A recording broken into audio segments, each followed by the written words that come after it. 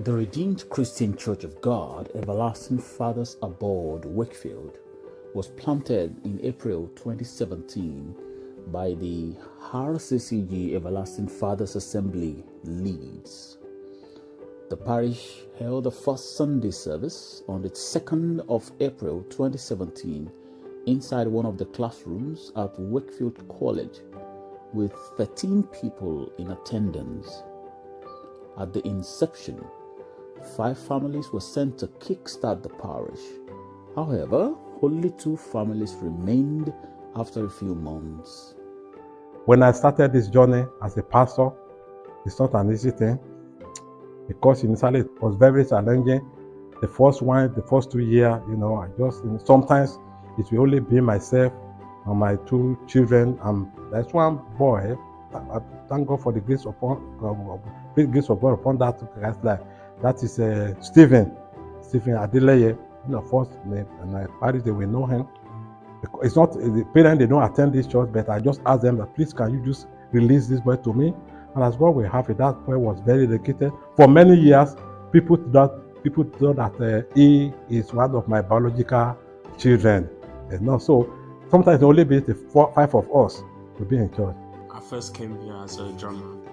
We started off at Cheapside, and the first time I came, I was really I was overwhelmed because there was a low amount of people, and I didn't really have any of my friends there.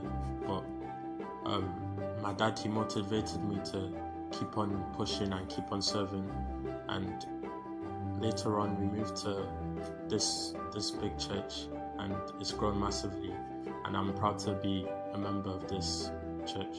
We are about 5 families that we have to come and start this parish together. During the first month, 2 of them, they say, and then when they say what the challenges, they say no, they went back to our sister church. One of them was very, very serious with us as well. We were working together. He eventually relocated to another place. So it was left with myself, precisely, and the Olas.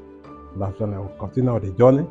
It's been awesome what God has done in our midst, because I can still recollect vividly around March or so in 2017 when we were called in this mother church in Leeds that we'll be following Pastor's Abode to Wakefield, and myself and some other families were chosen to come along with him, and then we started at Wakefield College, where for just using the place for 2 or 3 hours every Sunday, and we're being asked to pay £800, and then you don't have access to the place during the week, and it's only for those 2 or 3 hours on Sunday, and then when it's holiday time, no access. So sometimes fellowship became very, very difficult. It came to a head during the Christmas when we were told we would not be able to meet. Through the help of God, we were able to secure a place at number 19A Cheapside, Wakefield, where we had unlimited access any time of the day. Hence, we were able to start midweek services, including Bible study, prayer meetings, and other social activities. The church was at this venue till July 2022, when the landlady gave a 7 weeks notice to find an alternative place, with emphasis that from 1st September 2022, when we would not by any means have access to the place. At some point, when we thought even we should be growing in number of the families we drew, it remained virtually just 2 of us, 2 families. Sometimes we'll be 6 in number, sometimes we'll be 5 in number. There was a family. They were really, really, really interested in the church. Every day, any meeting. In fact, the wife was the choir mistress. But when the devil does his own work, the woman was looking for, she wanted to do nursing, and they wanted it around here. They couldn't give her admission. It was far, far away when they got their admission. It was so painful to us, so painful to them, because they don't want to leave. But they have to go. And we release them to the hand of God that they should go. If the church is the church of God, God will send people that will do the work. But we kept on pushing. We will do evangelism virtually every weekend. We were getting those who are asylum seekers to join us. The number swelled a bit. We kept on keeping on. And the Lord helped us. One or two people began to join us. And then there's another family that came, a woman that came with her children.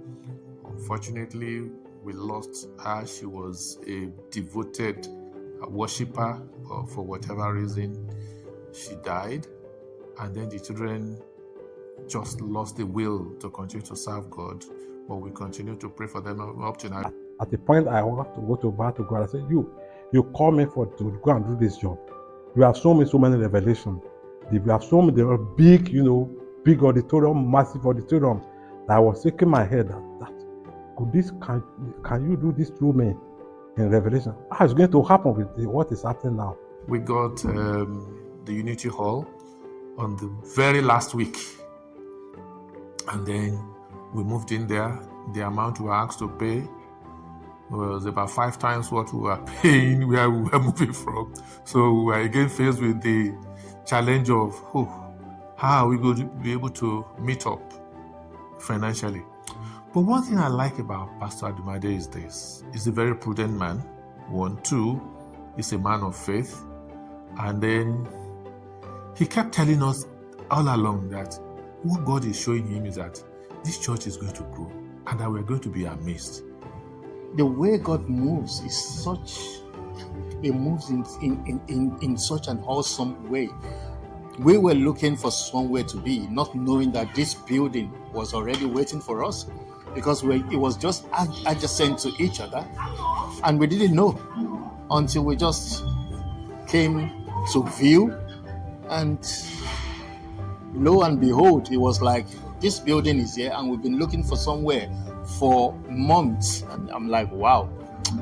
That was when I knew that, look, God is really, really taking us here. And even getting this building has been a challenge, but with God, all things has been possible. But then God said, keep trying. And here we are today. You can see from what we are seeing today, you can see, yes, God is actually taking us there. Looking at where we started then and where the church has come to, all I can say it's just been a walk of faith. And it's just a place where, at least from my experience, being around from where it started and where it is, I can say this is where you can see evidently the work of God's hands in everything that has been done. Look at the church very well. You see the presence of God is here. And this in summary, this church is a place that will demonstrate that with God, all things are possible. I feel that I like it because we learn about God, and it's very important to learn about Him, and we have good fellowship. I have friends here, a lot of friends. We do Bible studies, which I really like, and I think I've gotten better at the Bible. For myself, it's growth. Yeah, it's growth, because when I came into the church, I had some personal problems, and I joined the church, and the church personal, I revived myself. A lot of things got woken up inside of me. I started living again. Let me use that word. I started living again, and ever since then, I've never looked back. And it's still the same thing with the church. So as the church is growing, I'm growing myself. In the past 7 years of existence, even though the church is not without one challenge or the other, God has been very faithful to His covenant with the church.